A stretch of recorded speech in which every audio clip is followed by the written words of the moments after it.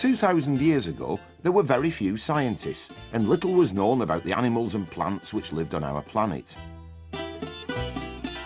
Aristotle was one of the first people to make a list of all the animals which had been identified. He lived in ancient Greece, along with a pupil of his, Theophrastus, who was a keen botanist. They observed the living world around them.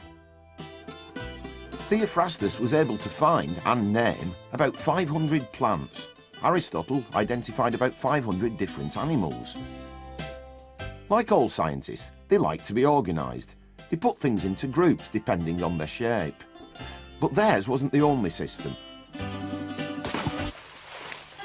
In China, people decided to group animals and plants depending on whether they were good to eat, bad to eat, or belonged to the emperor.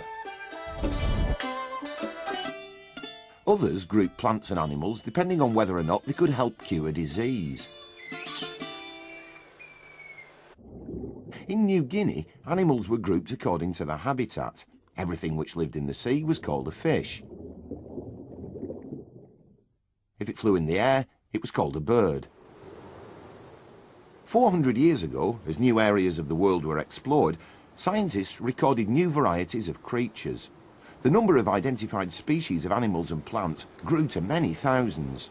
A system was needed to make sense of all this chaos.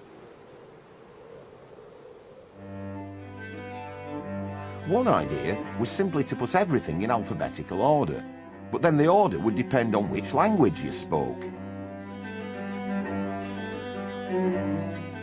It took a scientist called John Ray to carry on from where Aristotle left off.